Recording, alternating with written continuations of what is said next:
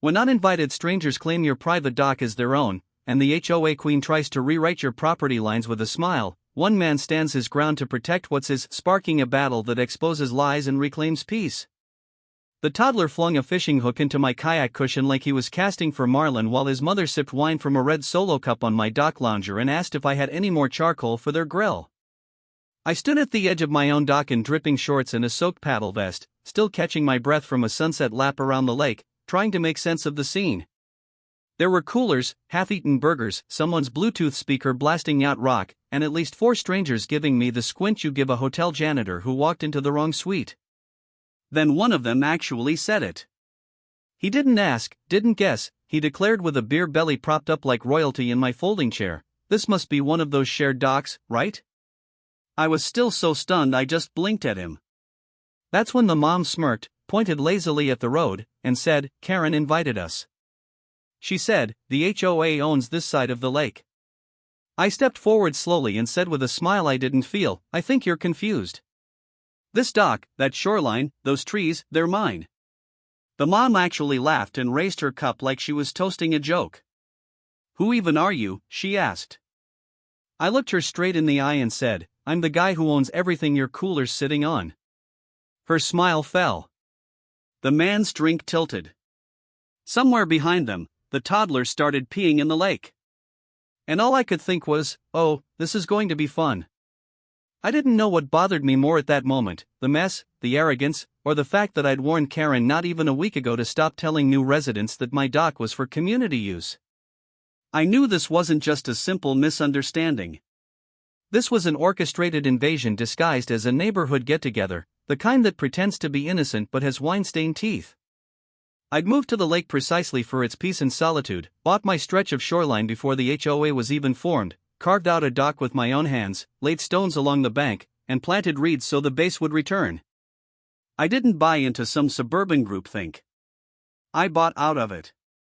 And yet here I was with sunscreen-slick strangers acting like my kayak was communal property. I told them once, calmly, to leave. One guy shrugged. One woman rolled her eyes. Another man laughed and said, "You can't kick us off. We're guests of the HOA." I leaned forward and said, "Then the HOA needs to find you a new dock." That's when the mother with the Solo cup threw the rest of her wine at my feet and called me a selfish jerk. She was halfway through a follow-up insult when I picked up the Bluetooth speaker, unplugged it from my dock outlet, and dropped it into a dry tub of coleslaw. The music stopped with a wet squish. Nobody laughed. They packed quickly but loudly. One man called me a psycho.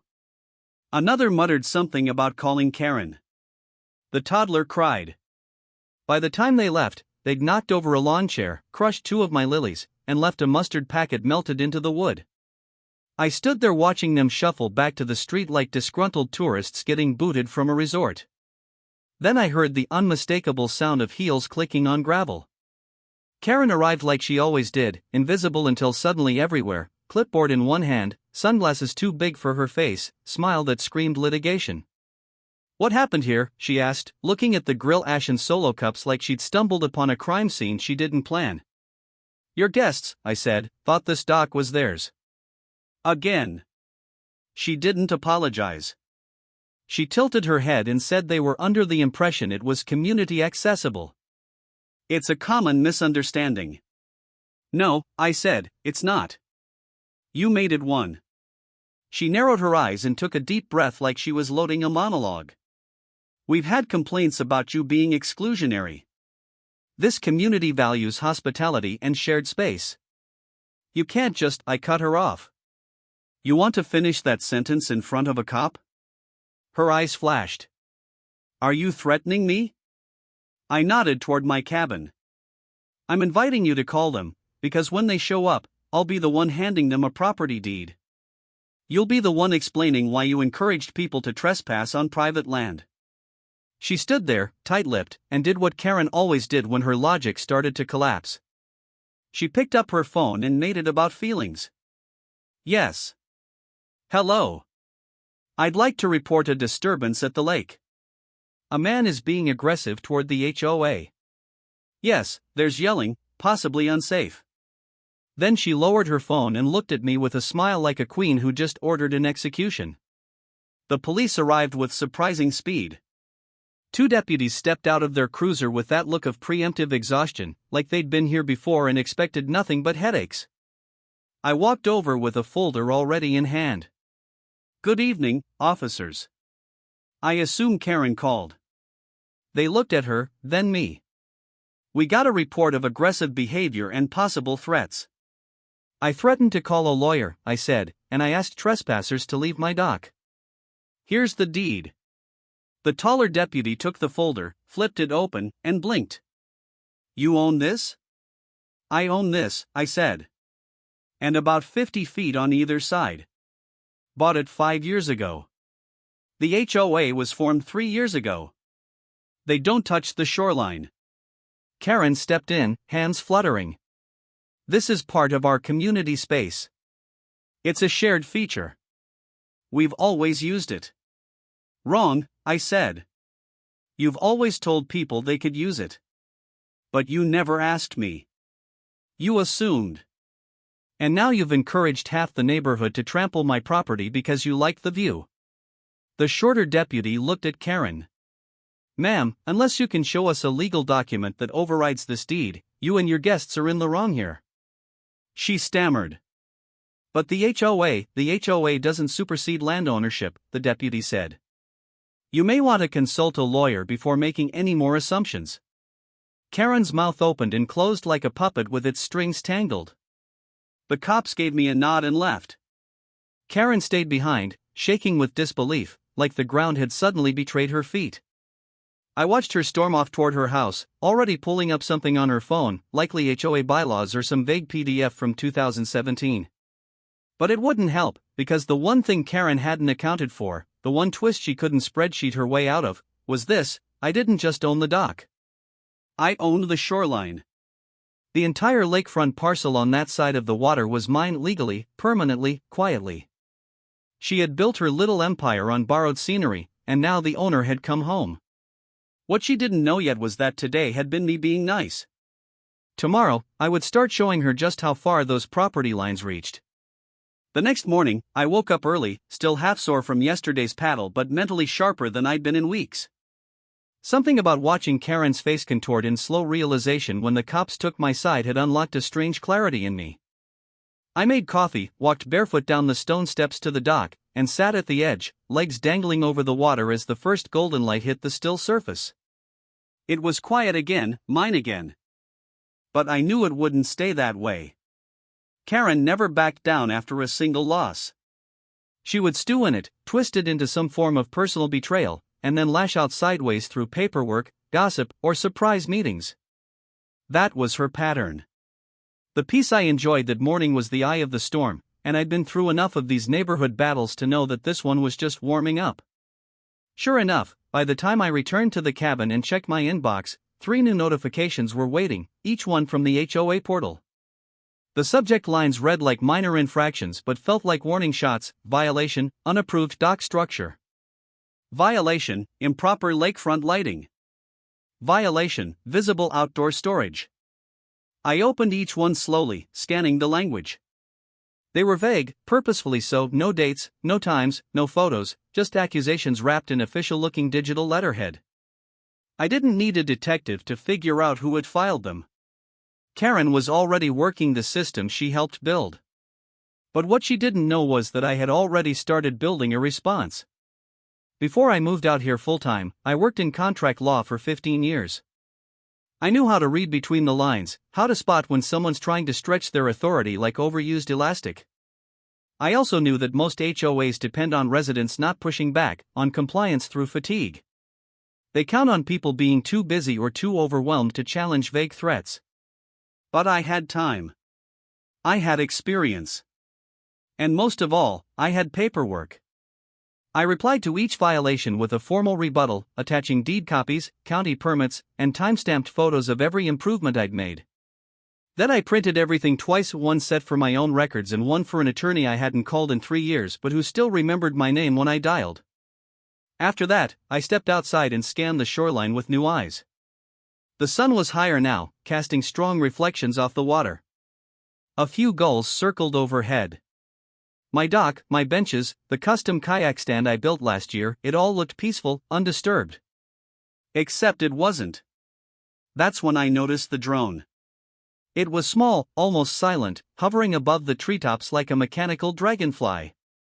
At first, I thought it belonged to a teenager, maybe someone new to the neighborhood experimenting with tech, but then it tilted slowly, deliberately, its tiny black lens locked on my dock.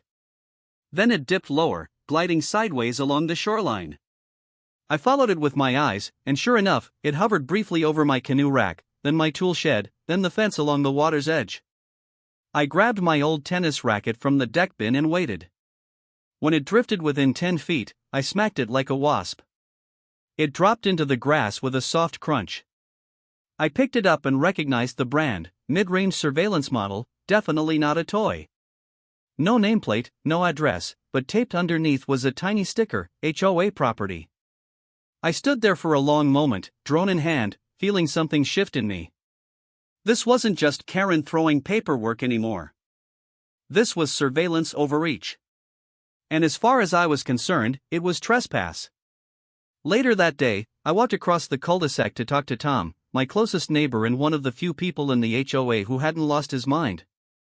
He was out front watering a row of hydrangeas and raised a brow as I held up the drone. "Please tell me this isn't yours," I said. He shook his head. "Nope, but I've seen it. Past 2 days, it's buzzed my yard around the same time." "You know who's been piloting it?" I smiled. "Take a guess." He laughed, then lowered his voice. "Karen's been telling the newer folks that the HOA is updating a property compliance map. Said the drone is for site consistency checks." "And what did you say to that?" I asked. I said the only consistency around here is her delusions. I thanked him and headed home, already drafting an email in my head. By the time I sat down to write it, I knew exactly how to frame it, firm, factual, and CC'd to every board member. In it, I documented the drone incident, included photos, quoted the trespass ordinance, and formally requested that all unpermitted aerial surveillance over my parcel be ceased immediately. Then I forwarded it to my lawyer for good measure. That evening, things escalated further. A neighbor I barely knew, a guy named Dennis who moved in 6 months ago, sent me a screenshot. Karen had blasted a mass email to the HOA directory warning residents about me. The subject line read, "Concerning behavior at the lakefront."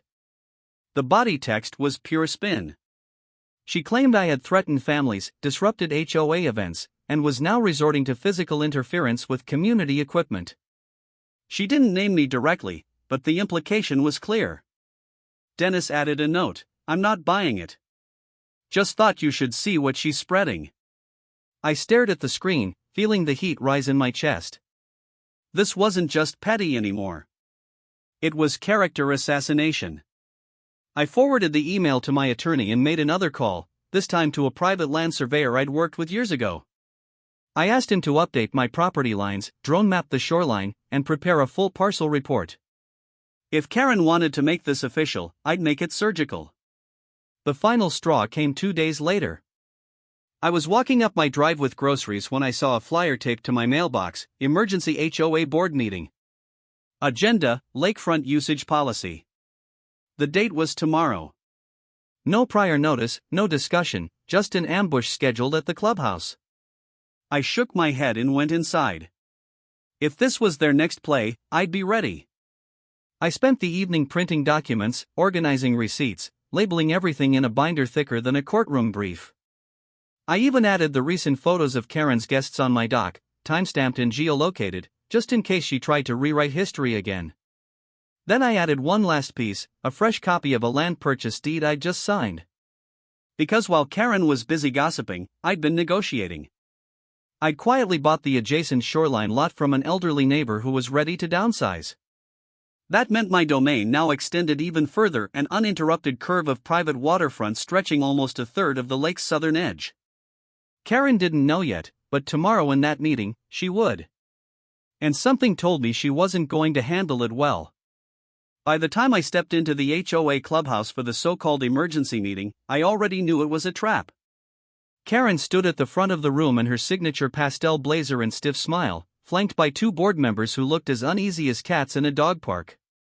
The long table was stacked with binders, water bottles, and a laptop connected to a projector screen that currently displayed a slideshow title in all caps: Community Lakefront Usage Urgent Policy Review. Residents filtered in slowly, most holding paper cups of bad coffee, whispering amongst themselves. A few glanced at me, curious or concerned, but no one said a word. I took a seat in the third row, pulled out my binder, and waited. Karen opened the meeting with a tone so syrupy it nearly curdled. She thanked everyone for coming, cited her deep love for the community, and then launched into a carefully worded speech about recent tensions and the growing need for shared understanding around lakefront access. It was obvious she'd rehearsed every line. She spoke like a politician, skating over facts and emphasizing feelings, using phrases like collective harmony and the spirit of neighborliness. I let her talk. I let her set the trap, and then I waited for her to step in it.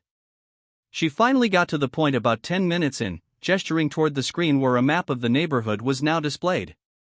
It was color-coded and highlighted, with the lakefront shaded in a soft blue tone labeled Proposed Shared Access Zone. She paused dramatically and said, "As many of you know, our community was built around this beautiful lake. But unfortunately, some of that beauty has been walled off. Some residents, through no fault of their own, have been denied access to what should be a shared amenity. This new policy proposal would formally designate key LWAR areas as shared-use spaces, ensuring fairness and inclusion for all." She didn't say my name, but everyone knew. The map had a red outline circling my property, with arrows pointing to key access sites and a proposed dock rotation schedule. My heart was steady, but my hands tightened around the binder. She wasn't just doubling down. She was trying to rewrite ownership, reframe trespassing as entitlement. Before I could speak, she invited community feedback. A man in the back, one of the new residents, raised his hand and asked how this would affect deeded property.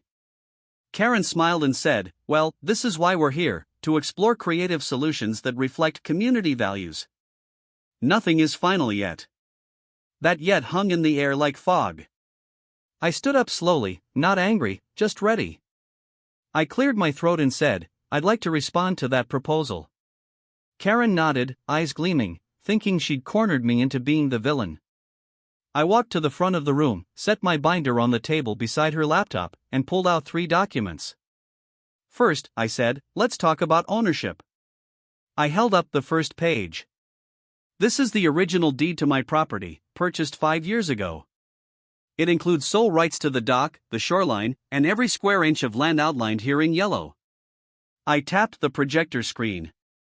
"Second," I continued, holding up another paper, "this is a certified parcel map from the county, confirming that my property predates the HOA and was never incorporated into community common space." I could see Karen's smile twitch at the edges. "And third," I said, raising the final document, "this is the deed to the lot next door, recently acquired, meaning that this entire stretch of shoreline, the one currently marked as proposed shared access, is private property." "Mine." A murmur rippled through the room. Karen stepped forward, visibly rattled now, and tried to recover. "We understand the legality, of course, but this is about principle, about unity. We just want a policy that reflects neighborly values." I turned to face the room. I value good neighbors. I value boundaries, too. What I don't value is surveillance drones, false accusations, or being portrayed as hostile for protecting what I legally own. I paused, then added, "And I especially don't appreciate my property being used in a slideshow to promote a proposal that would strip me of rights without even asking for my input." A few heads nodded. Someone near the back whispered, "He's got a point." Karen clapped her hands suddenly, as if to reset the mood. "Let's table this for now," she said quickly. "We'll take time to review the documents. Maybe consult the HOA's legal advisor." She tried to move on to the next agenda item, but the tension was thick. The meeting ended in awkward fragments, people filing out in silence, some offering me sympathetic looks, others avoiding my gaze. Karen disappeared into the back room with her allies, probably already drafting her next move. But she hadn't won anything. If anything, she'd handed me more ammunition. The following week was quiet on the surface but stormy behind the scenes. I received no more violation notices, no more mysterious drones, and no random drop-ins from Karen. But the silence was suspicious. Then, 3 days after the meeting, I got a letter, delivered not through the HOA portal but in an envelope slid under my door. It was anonymous but typed in the same stilted language Karen loved. It accused me of being hostile, territorial, and a disruptive influence. It threatened to recommend a formal vote of censure for creating division. I laughed. Then I called my lawyer. "Let's do it," I said. "Let's go after them." He didn't ask what I meant. He just said, "About time." Within 48 hours, he drafted a cease and desist letter addressed not just to Karen but to the entire board. It outlined the false violations, the unauthorized surveillance, the misuse of HOA communication channels to defame a homeowner, and the attempted seizure of private property through policy manipulation. It ended with a clear warning: cease all targeted harassment or face a civil lawsuit. I hand-delivered the letter to the HOA office and requested a delivery confirmation. Then I went back to my cabin and did something I hadn't done in weeks: I relaxed. But Karen didn't. She cracked. The following day, she sent a message to the entire HOA mailing list, not through the official portal but from her personal email. In it, she played the victim, accusing me of legal intimidation and claiming I was trying to bankrupt the HOA. She warned others to watch out and document everything. Ironically, her meltdown only proved my point. Residents who had stayed silent began to reach out. One neighbor confided that Karen had pressured her into filing a noise complaint. Another said he'd been told my dock was under HOA review and to avoid using it. Word spread slowly. Karen's grip started to slip. Then came the final twist of the week. The HOA's insurance sent a notice to board members, an internal memo that was, of course, leaked almost immediately. It stated that any legal defense required due to personal actions exceeding authorized HOA duty would not be covered. Translation: if Karen got sued, she'd be paying out of pocket. That same night, someone leaked screenshots of a private board chat. Karen was panicking, blaming others, demanding loyalty, threatening to quit if people didn't support her publicly. But support was thin. Everyone had seen the truth now. The next few days passed with an eerie stillness, the kind that always comes just before something breaks. No new violation letters arrived. No drones, no community blasts from Karen's digital soapbox. But that silence wasn't peace. It was strategy. I could feel it in the air, heavy and calculated.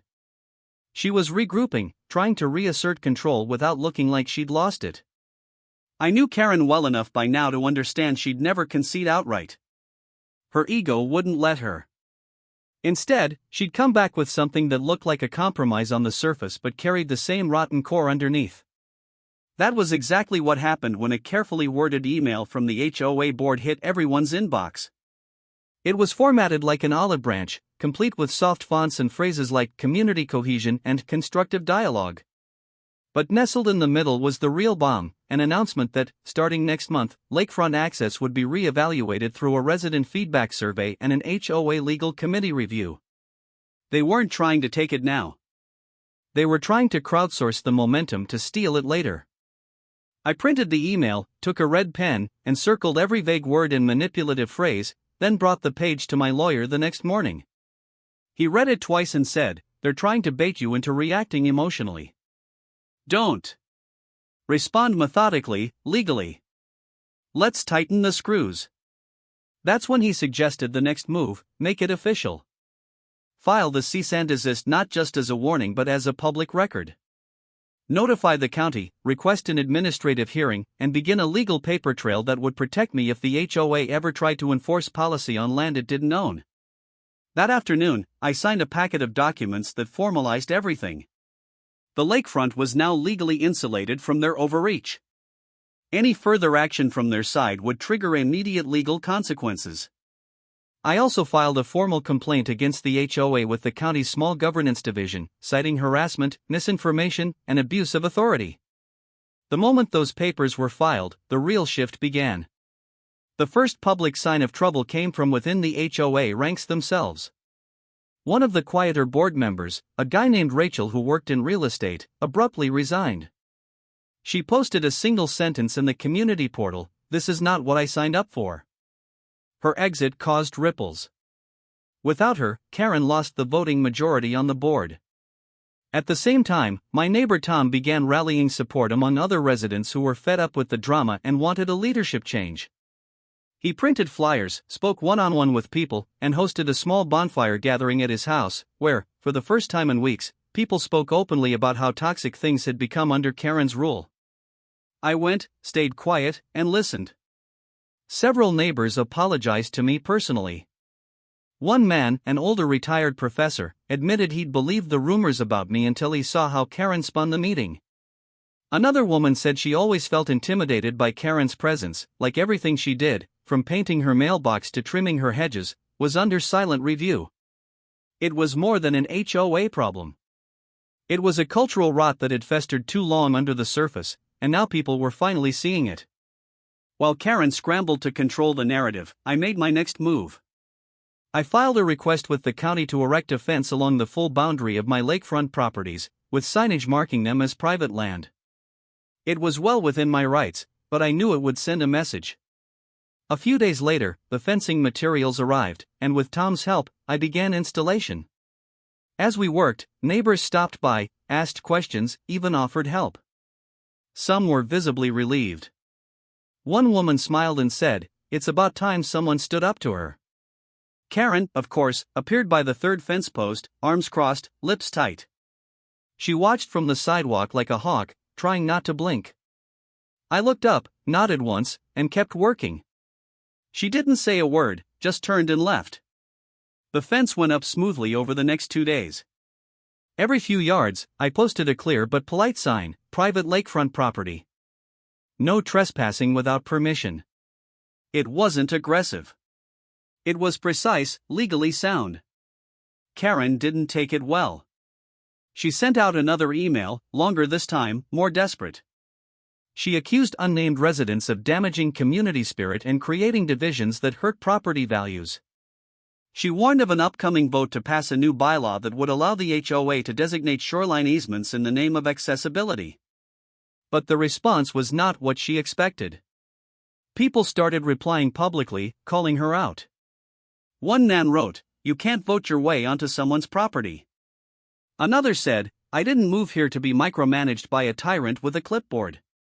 The tide was turning fast, and Karen was flailing to keep her grip.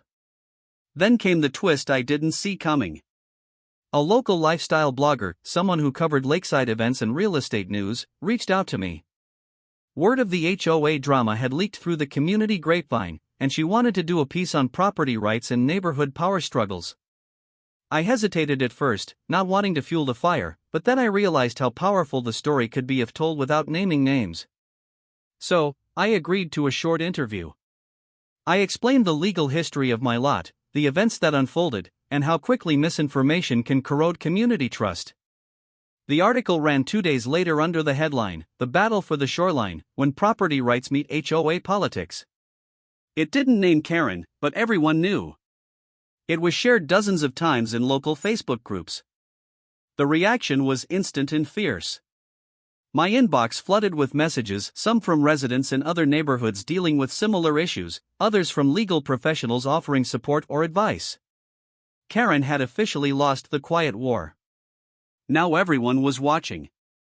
The final confirmation came during the HOA's mid-season community event, something Karen had tried to salvage as a display of unity. She set up tables, brought in a food truck, even arranged a face painter for kids, but only a handful of people showed. Most of them stood around awkwardly, whispering. I didn't attend. Instead, I hosted a small barbecue on my own property that same afternoon. I invited Tom, the neighbors who'd supported me, and a few new faces who'd reached out after the article. We grilled burgers, drank cold beer, and laughed without the weight of constant surveillance or judgment. As the sun dipped below the treeline, a few guests lingered at the dock, toes in the water, marveling at the view. One man looked around and said, "I can't believe she tried to call this hers." I smiled and said, "Neither could I, but I'm glad she did." It reminded me how important it is to know what's actually yours and protect it. I knew Karen wouldn't go quietly, even as her support eroded and her grip on the HOA board slipped like wet soap. She was a creature of control, someone who could stomach losing a battle only if she could rewrite the story later and pretend she won. So when her last desperate maneuver finally came, it wasn't surprising. It was theatrical, overplayed, and completely in line with the warped logic she'd clung to from the beginning. A large manila envelope arrived by certified mail, addressed to me but stamped with the HOA seal like some kind of municipal badge of honor. Inside were 10 printed pages of new proposed HOA regulations, marked urgent review, along with a personal letter from Karen herself. The tone of the letter was astonishing in its delusion. She claimed to be taking initiative to resolve tensions by proposing a lakefront harmonization resolution, which, if adopted, would require all lake-adjacent homeowners to submit their shoreline usage plans to the board for approval, maintain open access trails for community visibility, and refrain from obstructing visual flow between public and private zones. I read it twice and laughed aloud the second time. Visual flow. She'd invented a phrase just to justify looking into my yard. What she was really doing was trying to sneak around property law by proposing aesthetic regulations that could override boundary lines under the guise of landscaping and view preservation. It was absurd, insulting, and also legally toothless.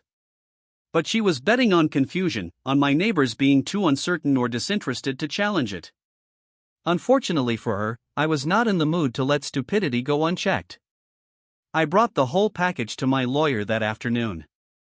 He read the documents carefully, took a long sip of his coffee, and said, "She just gave us everything we need." What followed was a kind of legal reverse engineering. Using Karen's own proposal, we constructed a formal lawsuit naming her personally, not the HOA, as the lead actor in a pattern of harassment, misrepresentation, and defamation. We documented every instance, every false claim, every email she'd sent that blurred the line between board duties and personal vendetta. My lawyer added screenshots, photos, drone timestamps, the article from the blogger, and the HOA's own internal memo about their insurance limitations. We didn't just build a case, we built a monument. And when the complaint was finally filed, and the summons served, Karen's carefully curated world cracked wide open.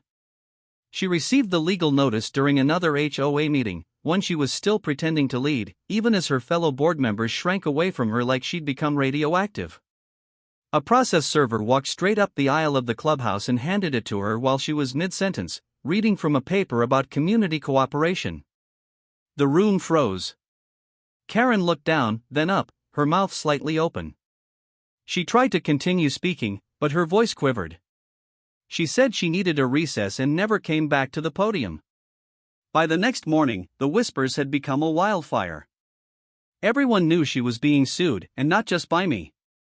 My lawyer had encouraged a few other neighbors, those who'd also been targeted or misled, to join in support. What began as a personal stand became a community reckoning. The board was shaken, scrambling for cover. They quickly issued a formal statement distancing themselves from Karen's recent actions, claiming she had exceeded her authorized capacity as president and acted without board consensus in multiple recent communications. They were throwing her overboard to save themselves. The most surprising part came just days later when the HOA's insurance formally declined to cover her defense costs. Apparently, my lawyer had anticipated their play and filed a letter of inquiry in advance. The insurance provider reviewed the situation and concluded that Karen's behavior did not fall under the protected scope of board service. She'd overstepped, personalized her role, and weaponized it for personal gain. Therefore, she was on her own. That revelation hit Karen like a freight train. The woman who had paraded around with policy folders and smug grins was now buried under legal fees, unsupported by the very structure she'd used to bully others. Her allies on the board, what few remained, had gone silent. Some sent me quiet messages apologizing, saying they hadn't realized how far she'd taken things until the lawsuit laid it all bare. I didn't respond to any of them. I didn't need apologies. I needed accountability. And for the first time, I was watching it unfold in real time. But Karen wasn't finished. In a last-ditch effort to claw back sympathy, she emailed the entire community one more time. It was a dramatic, winding letter filled with rhetorical questions, vague accusations, and an almost poetic level of martyrdom. She claimed to have been targeted for caring too deeply, accused unnamed residents of engineering a campaign to discredit strong female leadership, and framed the lawsuit as an attack on volunteer service. It was embarrassing but strangely sad. The woman who once ruled by intimidation was now pleading for attention through melodrama. It didn't work. Responses came fast and sharp. One neighbor replied, "You didn't get sued for being a leader. You got sued for lying about who owns the lake." Another wrote, "We don't want volunteers who act like landlords."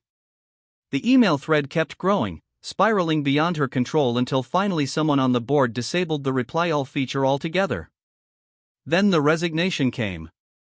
It wasn't posted publicly. It wasn't even signed with her usual flair. But I got a copy through one of the board members who had quietly switched sides. It was 1 page long and dripping with passive aggression. She claimed the stress of the position had become untenable and that she was stepping down for the good of the community. But the most interesting line came at the end, where she wrote, "I only hope that one day this neighborhood will remember what it means to share." That word share was the final nail in her own coffin. She never once respected the concept herself. She only demanded it from others. With Karen gone, the atmosphere changed quickly. The board held an emergency vote to appoint an interim president, and Tom was nominated by popular demand. He accepted the role with a humble nod and an open promise to focus on actual neighborhood concerns, not power struggles. One of his first acts was to formally amend the HOA charter to clarify jurisdictional boundaries, explicitly removing any interpretation that would include my lakefront property. It passed unanimously. I attended that meeting but said little. I didn't need to say much. The work was done. The line was drawn legally and publicly, and there would be no more ambiguity about what belonged to whom. It had been 3 quiet weeks since Karen's resignation, and the silence that followed didn't feel like a pause. It felt like a final exhale. The neighborhood settled into a strange rhythm of relief, like everyone had been holding their breath for months without realizing it. There were no more passive-aggressive emails, no more surprise violations, no more late-night whispers about property lines or dock privileges. For the first time in a long while, the lake felt like a lake again, not a battlefield, not a chessboard, just still water, trees shifting in the breeze, and the occasional laugh of a child skipping stones. The fence I built stood firm and undisturbed, its signs untouched, respected now, not because of fear or anger, but because the truth had been laid bare, and no one wanted to step back into that mess. Even people who had once believed Karen's version of things avoided eye contact when they passed, not out of guilt, necessarily, but out of awareness. They knew better now. They knew who actually owned the land, who had fought to preserve it, and who had been twisting rules for control. That shift was subtle but permanent. The lawsuits settled out of court. Karen, after several weeks of trying to rally some kind of defense, finally agreed to a negotiated resolution. It wasn't public, and I had no desire to humiliate her more than her own actions already had. But the terms were clear: she paid damages, issued a formal written apology, and accepted full responsibility for the surveillance, the defamation, and the abuse of her HOA role. Her name was removed from all HOA documentation. The apology, printed plainly in the community bulletin and mailed to every resident, was short but unmistakably hers. She didn't get to explain or reframe or justify. She simply admitted she had gone too far. That was enough. Closure. Real closure doesn't come from revenge. It comes from acknowledgement. And that's what this was. The page finally turned. In the weeks that followed, the board worked to repair what Karen had fractured. Tom proved to be the kind of leader no one expected but everyone appreciated: humble, transparent, and uninterested in drama. He called for an open meeting to amend the bylaws, not just to clarify property lines but to reduce the board's ability to act without consensus or resident input. More than 30 residents showed up, not to argue, but to listen and contribute. The atmosphere was different now. Nobody whispered behind their hands. Nobody came with hidden agendas. People asked real questions and got real answers. And when the vote passed to eliminate any language that could ever be misused to claim control over private land, the applause was loud and unanimous. Someone even brought brownies. Meanwhile, the lake became the center of something beautiful, not politics or power games, but community. Tom organized a voluntary shoreline cleanup. Kids paddled around in inflatable tubes. A pair of neighbors I barely knew hosted a sunset wine gathering on their dock and invited everyone, myself included. I went, brought a bottle of Cabernet, and ended up having a long, quiet conversation with a woman who'd moved in just a few months earlier. She told me she had originally planned to buy one of the lots closer to the water, but Karen had discouraged her, saying those areas were always in dispute. I just smiled and said, "Not anymore." She laughed, shook her head, and said, "This place is finally starting to feel like what we hoped it would be." One afternoon, I heard a soft knock at my front door. When I opened it, I saw a familiar figure standing there, sunglasses in one hand, a paper envelope in the other. Karen. She looked older, somehow smaller, like someone who'd stepped out of a storm and hadn't yet dried off. She didn't try to come in. She didn't smile. She just looked me in the eyes and said, "I came to give this in person." I took the envelope, said nothing, and waited. She shifted awkwardly, then added, "I know I can't undo what I did, but I hope you understand why I thought I had to do it." I still said nothing, not because I was angry, but because I knew anything I said would either sound cruel or sound like forgiveness I wasn't ready to give. So, I nodded just once. And after a few seconds, she turned and walked back to her car. Inside the envelope was a typed copy of her signed apology, along with a short handwritten note. It didn't beg or bargain. It just said, "I was wrong. You were right. I'm sorry." I placed it in my filing cabinet, not out of spite, but to mark the end of something. Some stories don't need to be retold. They just need to be finished. Fall arrived slowly that year, gold and crisp, the trees turning in soft waves along the edge of the lake. The wind carried the scent of leaves and firewood. I spent more time outside, more time on the dock. Sometimes Tom would stop by with coffee and updates about the HOA, smaller issues now, real ones like streetlight repairs or drainage improvements. No grand declarations, no power struggles, just neighborhood stuff. Sometimes I sat in silence and just watched the water. The lake was never perfectly still, not really. Even on windless days, the surface rippled slightly, as if the earth beneath it breathed. I liked that. It reminded me that nothing was ever truly settled but could still feel at peace. Then one day, I found myself writing again, something I hadn't done in years. Just short thoughts, reflections. I wrote about boundaries, about the difference between defense and aggression, about how people mistake silence for weakness, and how the real strength is knowing exactly where your line is and standing on it calmly. I wrote about how people like Karen rise, not because they're powerful, but because no one stops them soon enough. And I wrote about how a single confrontation on a dock full of strangers can expose the entire structure of a lie. That was the moment the story began, even if I hadn't realized it then. It wasn't about winning. It was about refusing to be erased. I hosted one last barbecue before winter came, just a simple gathering, no speeches, no themes, just burgers, warm cider, and the comfort of being surrounded by people who had seen the worst of a situation and still wanted to share a moment together.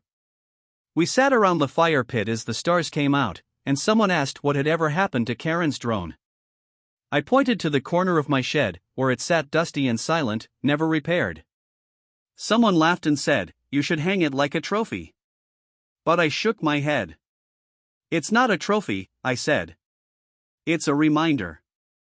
They nodded. They understood. We all did. That night, after everyone left and the embers dimmed, I walked back down to the dock alone. The moon hung low and full, casting a silver trail across the water. I sat at the edge, feet dangling, and let the cold settle in. I thought about how much had changed and how much hadn't. The dock was still wood. The water still moved, and I was still here. But something deep beneath it all had shifted, not just in the community, in me. I wasn't just the guy with the dock anymore. I was the guy who stood his ground, who didn't flinch when told to share what he built, who didn't back down when bullied with bylaws and fake smiles. I had drawn a line and let the truth do the rest.